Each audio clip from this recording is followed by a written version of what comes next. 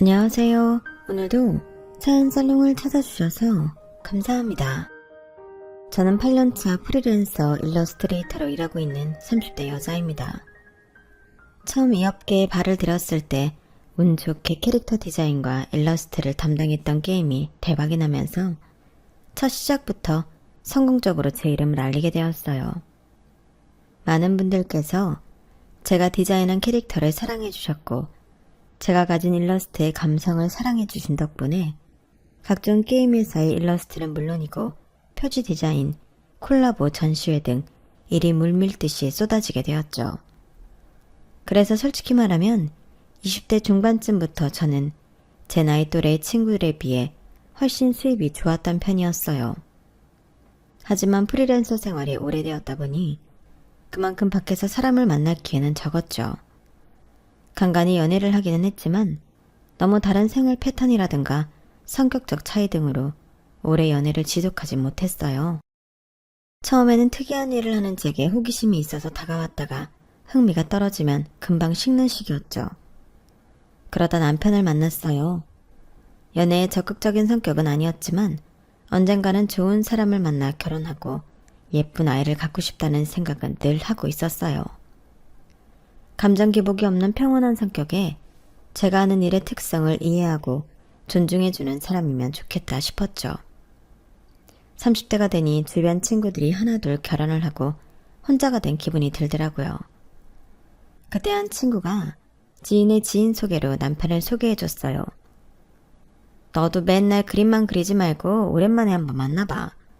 네가 좋아하는 감정 기복 없는 스타일이라고 하더라. 소개를 선호하는 성격은 아니었지만 더 늦었다가는 기회가 영영 없겠다는 생각에 만나봤어요.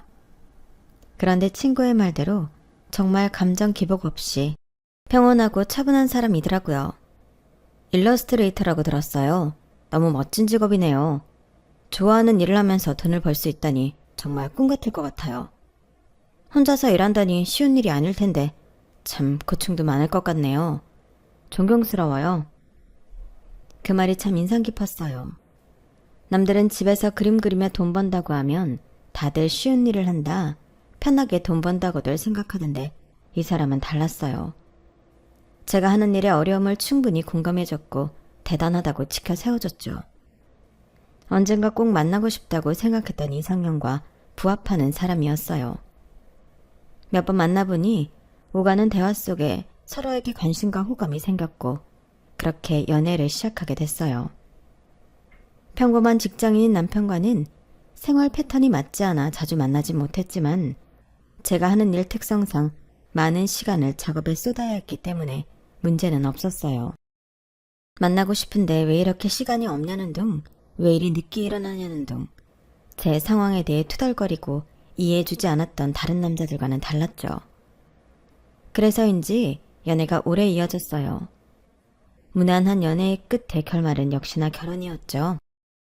연애와 결혼은 다른 영역이라 꽤나 걱정을 했는데 결혼 이야기가 오가면서 만나게 된 예비 시댁 식구들의 집안 분위기는 생각보다 괜찮았어요. 가족끼리 사이도 돈독해 보였고 이렇다 할 불화도 없어 보이더라고요. 무엇보다 좋았던 건 식사하면서 나온 육아 관련 이야기 부분이었어요. 결혼하면 아이는 가질 생각이니? 요즘 하도 안 가진다는 부부들이 많아서. 네, 아이 생각은 있어요. 신혼 1년 정도 보냈고 갖기로 이야기했어요. 어머 그래? 잘 됐네. 그러면 지금 하는 일은 어떡하니? 프리랜서면 육아휴직이 없어서 일이 한번 끊기면 좀 힘들지 않니? 네, 그래서 아이 낳으면 최대한 빨리 복직해 보려고요.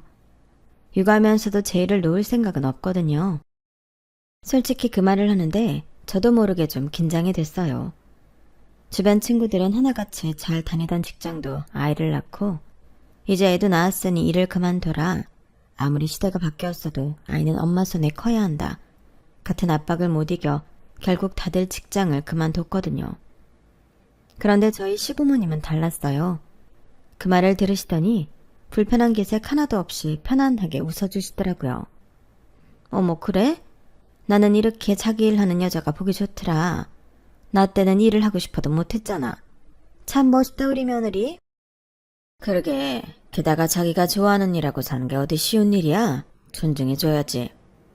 그러니까 나도 이 사람이 이렇게 주체적으로 하고 싶은 일 하면서 사는 모습이 멋있어서 반했다니까? 다소 갈등이 생길 수 있는 발언임에도 시댁 식구들은 물론이고 남편까지 제 편을 들어주니 참 고맙더라고요.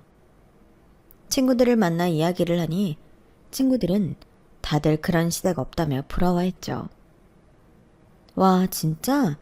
요즘 아무리 세상 변했다고 해도 시자 붙은 인간들은 안 변할 줄 알았는데. 우리 시부모님은 애 생기자마자 일 그만두라고 얼마나 난리였는지 애 떨어질 뻔했다니까? 홀몸도 아닌 여자가 무슨 직장이냐. 뱃속에 있는 애가 스트레스 그대로 다 받는다. 스트레스는 시댁에서 다 주면서 직장 관두라고 하는 게 얼마나 어이없던지. 그래도 육아휴직 써야 하니까 그때까진 어떻게든 버텼는데 복직할 때 되니까 애 잘못되면 내 탓이라고 독설을 하는데 그쯤 되니까 진짜 불안해지는 거 있지? 그러니까 나 애 낳고도 직장 다닐 거면 그냥 애 주고 이혼하란 소리까지 들었어. 내 배 아파 낳은 내 새끼인데 잘못될까 걱정해도 내가 더하지. 암튼 시자 붙은 인간들은 뭐에 씌었나 봐. 그래도 얘네 시부모님은 다르긴 하네. 대한민국 시간이 멈춘 줄 알았는데 그래도 저렇게 정말 시대에 맞춰 깨어있는 시부모님도 계시구나. 그니까 좋겠다. 나도 내 돈 벌어 내가 쓰다가 남편 벌어온 돈 쓰려니 어찌나 눈치가 보이는지. 뭐 하나 살 때도 허락받고 눈치 보고 써야 하니 일이 너무 하고 싶어. 그냥 내가 일하고 마음 편하게 쓰고 싶다니까. 일이랑 아이 둘 다 안 놓친 여자들이 너무 존경스럽기도 하고. 친구들의 푸념을 들으면서 마음속으로 조용히 감사하게 됐어요. 결혼식까지는 참 이런 시댁을 만난 것도 내 복인가 보다 싶을 만큼 그 어떤 트러블이나 잡음 없이 흘러갔죠. 신혼 때까지만 해도 참 좋았어요. 늘 저를 존중해주고 배려해주는 시댁 덕에 명절이나 가족 행사가 피곤하거나 부담스럽지 않았거든요. 그런데 이 모든 건 임신을 하면서 달라졌어요. 정확히 말하면 임신이라기보단 제가 일을 그만두면서 시작되었죠. 임신 초기엔 모두의 축복 속에 행복한 나날을 보냈어요. 우리 부부 사이에 태어난 아기가 어떤 얼굴일까? 이 아이는 어떻게 클까? 성별은 아들일까 딸일까 생각하면서 임신 후 조금씩 달라지는 몸의 변화에도 버틸만 했어요. 하지만 임신 중기쯤 되니 도저히 그런 행복한 상상만으로는 버틸 수가 없더라고요. 오래 앉아서 눈과 손목을 많이 쓰는 일을 하다 보니 점점 피로도와 통증이 쌓여갔고 더 이상은 일을 하면 안 되겠다는 생각이 드는 시점까지 왔죠. 여보, 나 이번 달까지 마무리 작업하고 일은 더 이상 못할 것 같아. 담당자하고 이야기했어. 뭐? 일은 관둔다고? 손목도 아프고 오래 앉아 있으려니 허리도 어깨도 너무 아파. 피곤한 것도 심하고 무리하면 안 좋을 것 같아서. 근데 당신 일 그만둬도 괜찮은 거야? 프리랜서인데 남들처럼 육아휴직으로 돈을 받을 수 있는 것도 아니고 일이 뚝 끊겨버리는 거잖아. 나도 그래서 최대한 버틸 만큼 버티려고 해봤는데 지금은 아이가 더 중요한 게 아닌가 싶어서 진지하게 고민했어. 이번 달까진 어떻게든 마무리해볼 수 있을 것 같은데 그 이상은 힘들 것 같아. 그래? 이렇게 갑자기 그만둘 줄은 몰랐네. 이게 출퇴근하는 일도 아니고 당신이라면 악착같이 출산 전까지는 일할 줄 알았는데. 당연히 쉬라고 할 줄 알았던 예상과는 다르게 남편의 반응은 생각보다 싸늘했어요. 처음 보는 태도에 놀라고 당황스럽기까지 하더라고요. 그날은 그렇게 어영부영 이야기를 끝맺지 못한 채 넘어갔어요. 남편의 반응이 그러니 시댁에도 차마 말을 못하겠더라고요. 그래? 그래도 갑자기 그만둔다고 하니 당황스러울 수는 있지. 당분간 혼자 벌어야 된다고 생각하니 부담스러웠나 봐. 너무 안 좋게 생각하지 마. 니네 남편이나 시댁이나 그런 거 이해 안 해줄 사람들은 아닌 것 같은데? 그치? 나도 좀 예민하게 받아들인 거겠지? 남편이야 바로 자기한테 다가온 현실이니 당황해서 그렇게 반응할 수도 있을 것 같아. 시댁 식구들은 이해해줄 거야. 네가 관두고 싶어서 관두는 것도 아니고 몸이 아파서 그런 건데. 건강한 아이 낳으려고 하는 거니까 이해하시겠지. 남편이 반응이 저러니까 시댁에도 괜히 말 못하고 있었는데 고마워. 시댁에도 얼른 이야기해야겠다. 친구가 준 용기에 그달 말 시어머니 생신 때 이야기를 꺼내기로 했어요. 하지만 시댁의 반응은 처참했죠. 아니, 벌써 일을 관두는 거니? 프리랜서는 일 한 번 끊기면 타격이 큰 거 아니니? 일하는 만큼 버는데 벌써 관두면 어떡하려고 그래? 이제 딸린 입이 하나 더 느는 건데 돈을 많이 모아둬야지. 애 낳으면 또 조리원 갔다가 애 본다고 당분간 일 못할 거 아니야. 요즘 외벌이로 사는 게 얼마나 힘든데. 출산 전까지 일하겠다고 해서 참 괜찮게 봤는데 이제 와서 좀 힘들다고 놀고 먹겠다는 거야? 일 끊기는 거 제일 싫은 건 저예요. 그런데 임신한 몸으로 하루 종일 작업하려니 체력이 정말 예전 같지 않아서 그래요. 어머님도 임신해보셔서 아시잖아요. 손목 어깨 다 무리가 오고 피곤하면 더하고 화면을 오래 보니 눈도 아프고 허리는 말할 것도 없어요. 태어날 아기 생각하면 지금부터 일을 중단하는 게 나을 것 같아서 그래요. 임신하면 몸 아플 거 모르고 그런 소리 했니? 아무튼 다 의지 문제지. 우리 때는 김장하다 애 낳고 그랬어. 기껏해야 편히 앉아서 그림이나 그리는 거면서 뭐 그리 힘든 일 한다고? 어이가 없고 서러웠지만 남편마저 저를 외면하더라고요. 어차피 더 반박해봐야 들을 생각도 없어 보여서 입을 꼭 다물었어요. 그래도 사람이 참 희망을 잃고 싶지 않은 건지 이것도 다 제가 갑자기 일을 그만둔다고 하니 온 식구가 당황해서 그런 걸 거라고 생각했어요. 시간이 지나면 다 이해해 줄 줄 알았죠. 하지만 나중에야 깨달았어요. 이해는커녕 시댁에서 일을 놓지 않는 며느리를 환영했던 이유가 어떻게든 자기 아들 힘들지 않게 하려는 이유였다는 걸요. 남들은 임신하면 일을 그만두라고 압박한다는데 저는 완전히 반대였어요. 시부모님은 어떻게든 저를 일하게 만들려고 혈안이었죠. 작업을 깔끔하게 마무리하고 몇 주간 쉬니 몸은 점차 체력을 회복했어요. 모자던 잠도 푹 자고 음식도 직접 만들어서 건강하게 먹고 가벼운 산책을 하고 요가원도 끊어서 몸을 풀어주니 살 것 같더라고요. 그런데 어느 날 갑자기 시부모님께서 연락도 없이 찾아오시더라고요. 두 분 다 양손 가득 커다란 박스를 들고서요. 처음엔 제가 임산부다 보니 제 몸을 위해 이것저것 챙겨주신 줄로만 알고 감동했어요. 하지만 박스를 열자마자 그런 기대는 산산조각 났죠. 어머, 어머님, 아버님, 이게 뭐예요? 화장품? 웬 화장품을 이렇게 많이 가지고 오셨어요? 박스를 열자마자 화장품이 보이길래 튼살 크림 같은 건가 했는데 화장품 용기가 너무 작고 여러 개인데다가 종류가 똑같은 제품이 잔뜩 있더라고요. 어리둥절해하고 있으니 시부모님께서 가방에서 뭔가를 또 잔뜩 꺼내셨어요. 너 이제 좀 쉰 지 오래되지 않았니?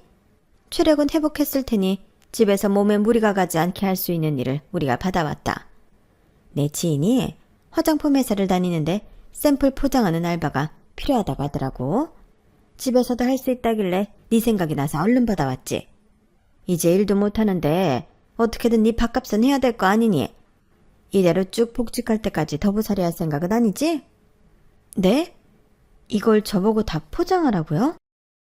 왜? 이렇게 비닐 하나당 4종류만 넣고 비닐 닫으면 끝이야. 설마 이 간단한 것도 힘들다고 못하겠다고 할 생각은 아니지?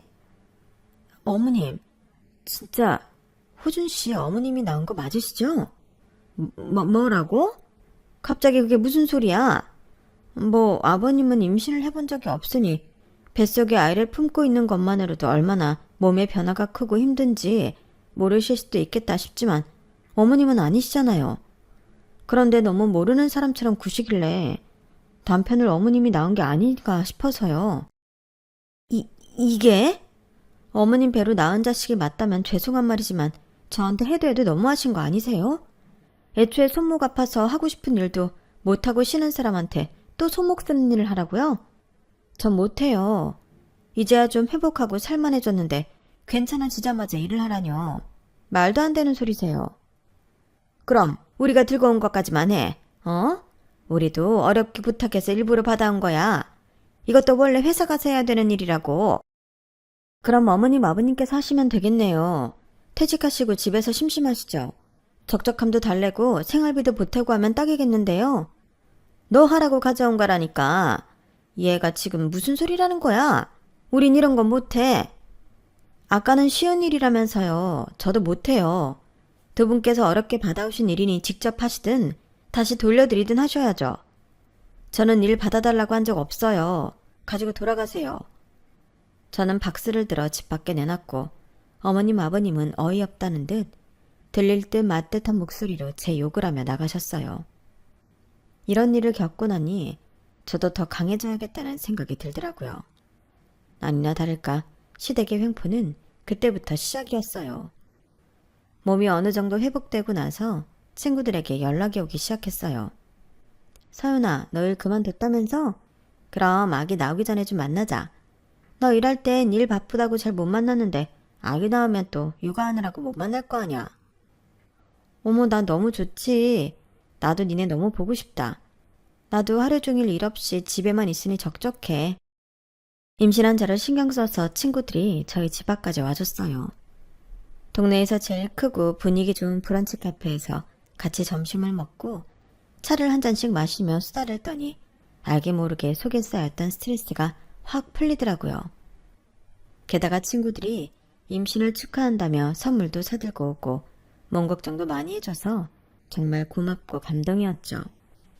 얘들아, 와줘서 정말 고마워. 니네 덕분에 오늘 너무 즐거웠어.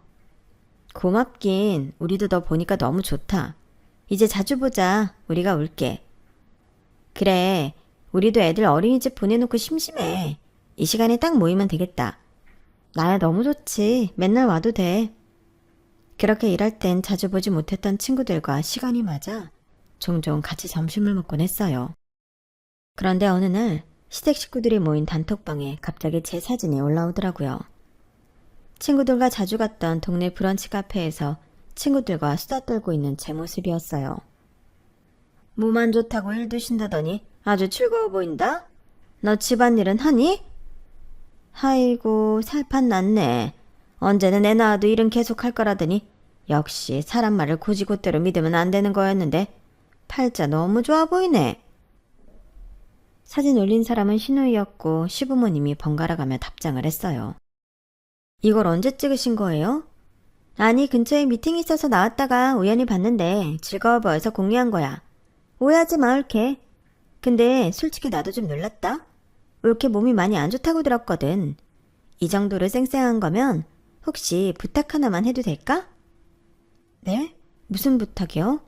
아니, 우리 미나 학예회가 있는데 나는 직장 때문에 시간을 못 빼게 생겼거든. 그런데 어머님 아버님께 부탁드릴 순 없으니까. 올케가 우리 중에 시간도 제일 많고 체력도 있으니까 좀 찍어줄 수 있어? 형님, 무슨 그런 심부름을 시키세요? 나도 우리 딸 학예회 하는 거 보고 싶은데 회사에서 눈치를 그렇게 주는데 어떡해, 응?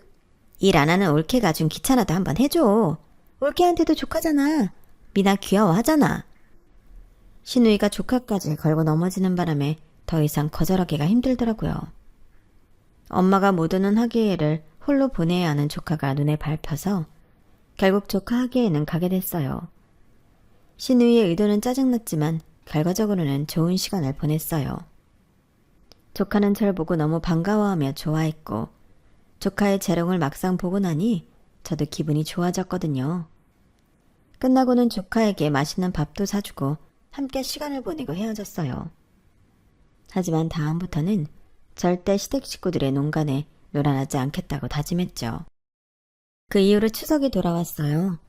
시댁 식구들과 모여 밥을 먹는데 아직 장가를 가지 않은 도련님이 하소연하듯 연애 상담을 하더라고요.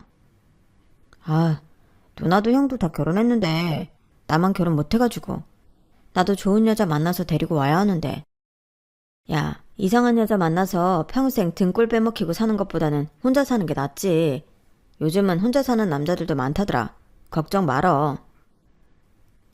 그러니까 요즘은 여자애들도 어찌나 불려시 같은 애들이 많은지 결혼할 때랑 하고 나서랑 말이 다르다니까. 그래, 공부 많이 하고 능력 있는 여자 만나도 임신하고 몸 아프다고 다 건너버리면 아무짝에도 쓸모없지. 여자 말 너무 다 믿지 말아라. 자기 힘들면 하고 싶은 대로 하는 기분파들이 대부분이니까. 어머님, 아버님, 그거 지금 다 저 들으라고 하는 말씀이세요? 딱히 그런 건 아니었는데 왜 찔리냐? 찔리면 언제든 다시 시작하면 되지. 뭐가 문제야? 그래, 네가 억울할 게 뭐 있다고 그런 표정을 짓니? 지금 혼자서 힘겹게 생계 담당하는 네 남편이 더 억울하지 않겠어? 제가 일 관둔 지 5년이 됐어요. 10년이 됐어요. 이제 겨우 2개월이에요. 도대체 언제까지 이렇게 스트레스 주실 건데요? 스트레스 받지 않으려고 일 관뒀는데 왜 이렇게 도움을 안 주세요? 그래? 이러나 저러나 스트레스 받으면 차라리 일을 하면서 스트레스 받는 게 낫지 않겠니? 시부모님은 정말 말이 조금도 통하지 않는 분들이었어요. 결혼 초 제 직업을 존중하던 모습이 이렇게 독이 되어 돌아올 줄은 정말 상상도 못했죠. 어느샌가부터 저는 시댁에 가면 입을 아예 다물게 되더라고요. 말을 섞어봤자 스트레스가 더 심해질 뿐이었고 뱃속에 있는 아이도 생각을 했어야 했으니까요. 그래도 버틸 수 있었던 건 주변 친구들과 친정 식구들의 따뜻한 애정과 관심 덕분이었어요. 임신 후기로 갈수록 뭘 먹어도 속이 메스껍고 힘이 나지 않았는데 그래도 이상하게 고기는 잘 들어가더라고요. 그걸 눈치챈 친정 엄마께서 한우를 몇 세트 보내주셨어요. 고기 잘 먹는 걸 보니 아들이 맞긴 맞네. 많이 먹고 몸 관리 잘해라. 엄마, 아빠, 이렇게 많이 보내주시면 어떡해요. 반 나눠서 엄마, 아빠 가져가세요. 저 이렇게 많이 다 못 먹어요. 아우, 먹어. 아기 나오면 넌 아이 서방이나 힘쓸 일 많아.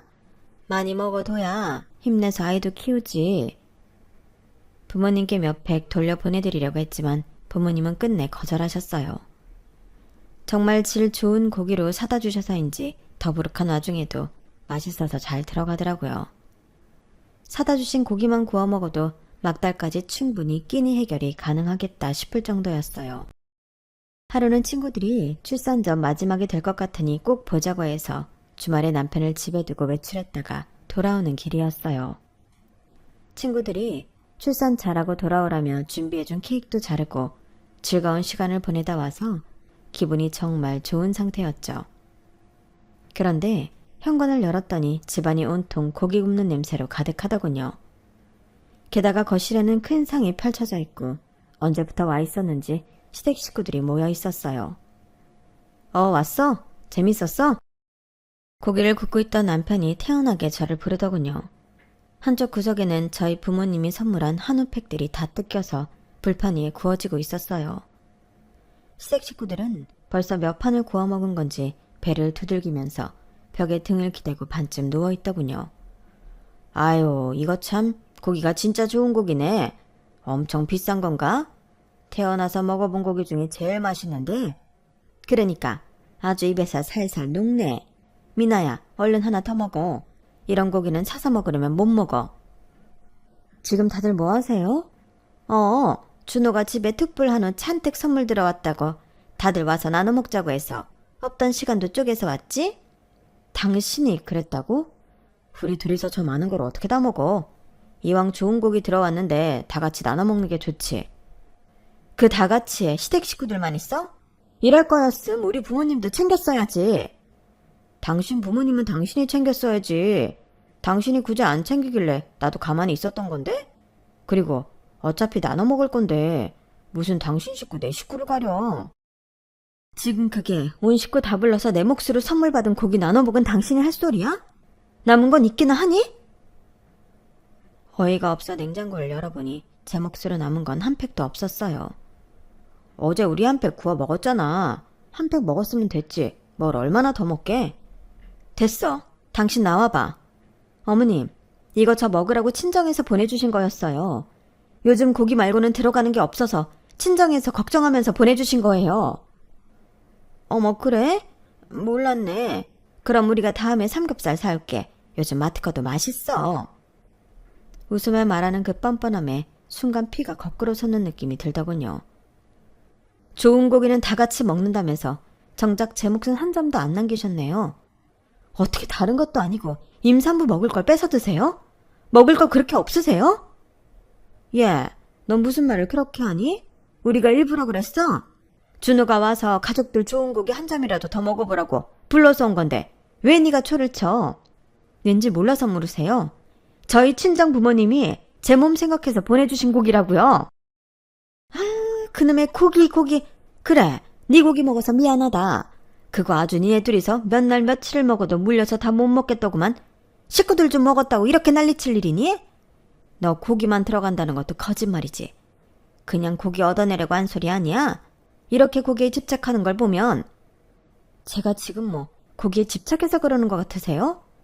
어머님, 아버님, 형님이랑 그리고 도련님까지 온 식구가 임산부라고 저한테 뭐라도 배려해준 거 하나라도 있으세요?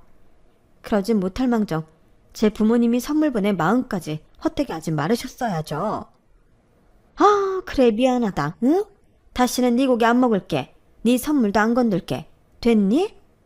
내가 무서워서 며느리 집 또 오겠나? 네, 여기 아드님 집 아니고 며느리 집이다 생각하고 당분간 오지 말아주세요. 어머님, 아버님 때문에 안 받아도 될 스트레스까지 받다 보니 뱃속아기도 이런 집은 좀 아닌 것 같다 하고 도망칠까봐 두려워요. 뭐? 얘가 지금 말 다 했어? 여보, 그만해. 임산부잖아. 예민할 만도 하지. 우린 그럼 이만 가보마. 갑자기 방문하니 싫을 만도 하지. 고기는 맛있게 잘 먹었다. 이만 가보마. 네, 나가는 길은 이쪽이세요. 시부모님과 실랑이를 벌이고 있는 와중에도 형님이 고기 한 점이라도 조카에게 더 먹이려고 엉덩이를 안 떼고 있는 모습이 얄미워 친히 나가는 문을 가리켜줬어요.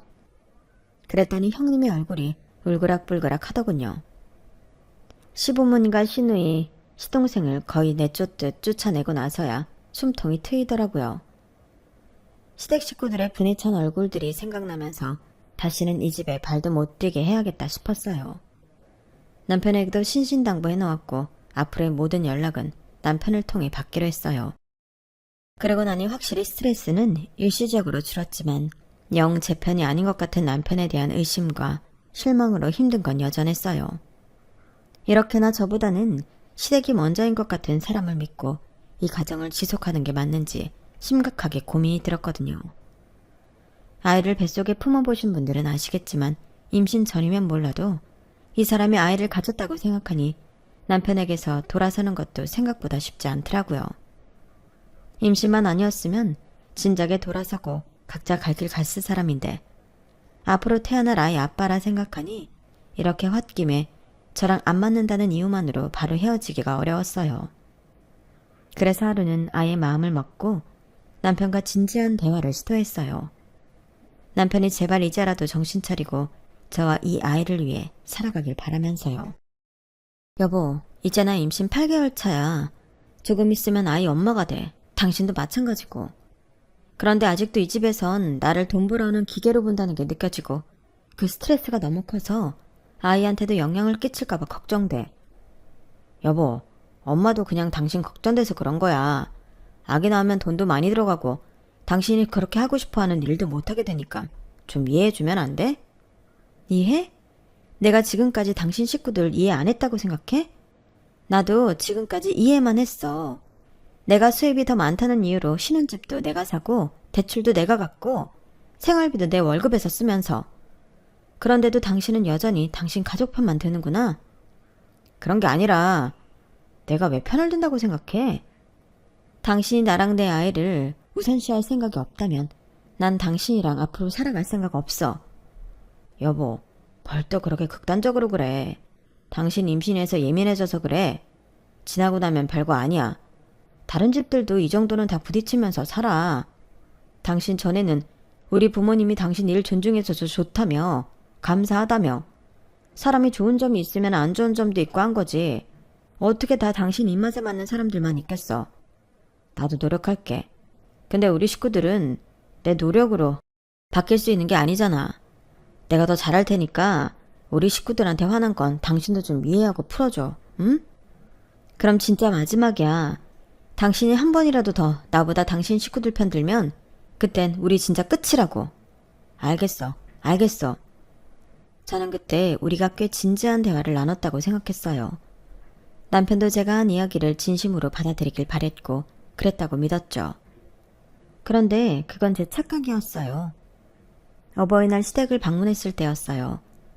남편 말대로 저도 지나고 보니 시댁에 너무 화만 낸 건가 싶은 생각이 들어 앞으로 태어날 아이를 생각해서라도 시댁과 관계를 원만하게 바꾸기 위해 노력해야겠다고 생각했어요. 그래서 시부모님을 위해 고급 화과자 선물 세트에 레스토랑 식권 그리고 용돈까지 선물을 두둑히 챙겨갔어요. 하지만 시어머니는 선물을 보시더니 새침하게 말하더군요. 뭘 이렇게 무리해서 잔뜩 준비했니? 고기나 좀 눈치 안 보고 실컷 먹게 해주지. 이제 와서 이런다고 뭐 우리 기분이 풀릴 것 같니? 어머님, 아직도 그때 일로 화나 계세요? 그땐 죄송했어요. 친정 부모님께서 특별히 신경 써주신 건데 남편이 저한테 따로 이야기도 안 해주고 시댁 식구들과 더 먹고 있으니 조금 묵했던 것 같아요. 됐다. 그런 얘기가 지금 와서 다 무슨 소용이니? 어머님은 방 안으로 들어가서 주섬주섬 뭔가를 꺼내오시더라고요. 어머님 손에 들려있던 건 근처 고깃집 서빙 알바를 구하는 전단지였어요. 어머님은 전단지를 테이블 위에 척 내려놓더니 말씀하셨죠. 선물은 됐고 이거나 해. 집에서 놀고 먹지 말고. 그렇게 좋아하는 고깃집에서 일하는 건데 어때? 이게 우리한테 주는 제일 좋은 선물 아니겠니? 그 말을 듣는 순간 정말 머리가 띵해지더군요. 몇 번을 같은 주제로 싸움을 반복해도 이건 내가 스스로 끝내지 않는 이상 안 되겠구나 하는 생각이 들었어요. 어머님, 일은 제가 안 한다고 몇 번이나 말씀드렸잖아요. 어떻게든 제가 임신하고도 일하는 꼴을 봐야 속이 시원하시겠어요? 왜? 너도 좋아하는 고깃집에서 용돈도 벌고 하면 좋지 않니? 혼자까지 남편 돈으로 살 거야? 그것도 마음 불편하다 너? 그래도 혹시나 남편이라면 이제는 다른 반응을 하지 않을까 기대했던 것 같아요. 그동안 나눠온 진지한 이야기와 부탁들이 있으니까요. 하지만 남편은 내심 같은 생각이었는지 웃음기 가득한 얼굴로 말하더군요. 아 그러네. 우리 와이프가 고기를 워낙 좋아하니까 엄마 말이 틀린 건 아니긴 하지. 그 말을 듣는데 온몸에 피가 차갑게 식었어요. 남편에게는 이제 더 이상 어떤 기회도 안 줘도 되겠구나 싶었죠. 그 말 진심이지? 지금 당신이 웃은 것도 후회 안 할 자신 있는 거지? 응? 그게 무슨 말이야? 남편은 어리둥절한 얼굴로 고개를 갸웃했지만 굳이 덧붙여 설명해 줄 필요는 못 느꼈어요. 저는 그날 막다지껄한 시댁 분위기 속에서 혼자 침묵을 지켰어요. 그리고는 만삭에 가까워져가는 배를 쓰다듬었죠. 그 뒤로는 시댁에 아예 가지 않았어요. 그리고 2달 뒤 출산 예정일에 맞춰 건강한 아이가 태어났고 전 그 아이를 품에 안으며 다짐했어요. 이 아이는 저 혼자의 힘으로 키우겠다고요. 조리원 퇴소 당일 미리 준비해둔 짐을 들고 친정으로 향했어요. 남편에게는 단 한 통의 문자만을 남겼죠. 당신이 전혀 날 보호할 생각 없이 웃던 그날 나도 당신을 버릴 준비를 시작했어. 이 집은 4명이니까 빠른 시간 내로 비워줘. 하루아침에 저와 아이를 잃은 남편은 수십 통의 전화를 걸어왔고 시부모님께서도 저는 물론이고 저희 부모님께까지 전화를 하더군요. 하지만 자초지종을 알게 된 친정에서도 시댁의 연락을 차갑게 거절하셨어요. 나 혼자 이 모든 걸 감당해왔더니 너무 가슴이 아프구나. 이제라도 집에 왔으니 됐다. 네가 다시 일할 수 있을 때까지 정우는 우리한테 맡기렴. 그래, 네가 경제력이 있을 때는 그렇게 극진히 대접해주더니 아이 낳자고 일 관둔 걸로 사람을 하루아침에 그렇게 취급할 줄 누가 알았겠냐. 나도 그런 집인 줄 알았다면 우리 귀한 딸 시집 안 보냈다. 이런 결정 내리기 쉽지 않았을 텐데. 잘했다. 뭐가 걱정이니? 아직 엄마 아빠가 네 곁에 있는데. 그날 느꼈어요. 정말 피가 물보다 진하다는 말이 괜히 있는 게 아니란 걸. 결혼이라는 사양만으로도 저에게 든든한 버팀목이자 동반자가 되어줄 줄 알았던 남편은 결국 결정적인 순간에는 늘 시댁 편이었어요.